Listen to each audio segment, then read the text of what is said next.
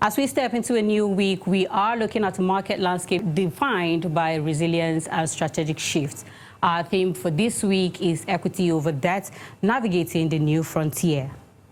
Starting with the Nigerian Association of Chambers of Commerce, Industry, Mines and Agriculture, NASIMA, has intensified its push for industrial cooperation. A high-level delegation led by President Engineer Jani Ibrahim is currently touring major manufacturing hubs in Guangzhou, China. The mission?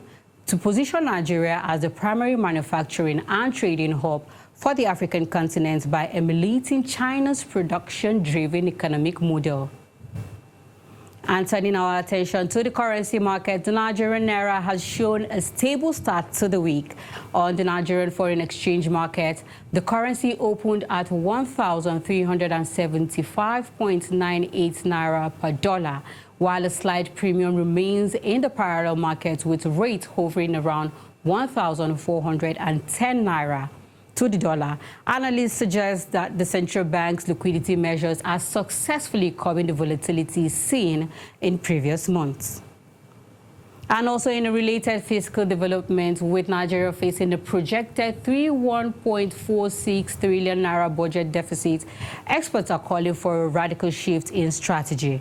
Rather than further borrowing, leading economics are urging the federal government to list commercially viable state-owned enterprises on the Nigerian exchange.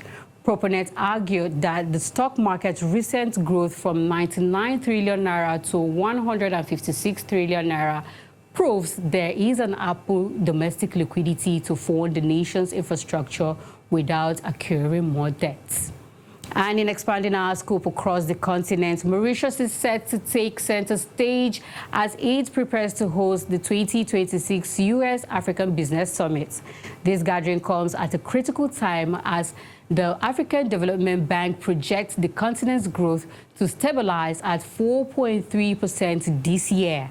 The summit will focus on deepening trade ties and leveraging the African Continental Free Trade Area to attract high-value American investments in technology and renewable energy.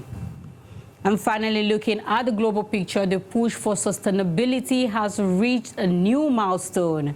Philip Morris International PMI has been ranked 4th overall on the Forbes 2026 Net Zero Leaders list, notably being the only fast-moving consumer goods firm on the top 10. This comes as global food inflation is projected to hit 50% over a 5-year cumulative period, forcing multinational corporations to balance aggressive climate goals with the rising cost of production and supply chain disruptions. As we look ahead, keep an eye on the mid-month forex demand, which could test the naira's current stability. We'll also expect more updates from the NASIMA delegation in China, which could signal new foreign direct investment inflows for the manufacturing sector.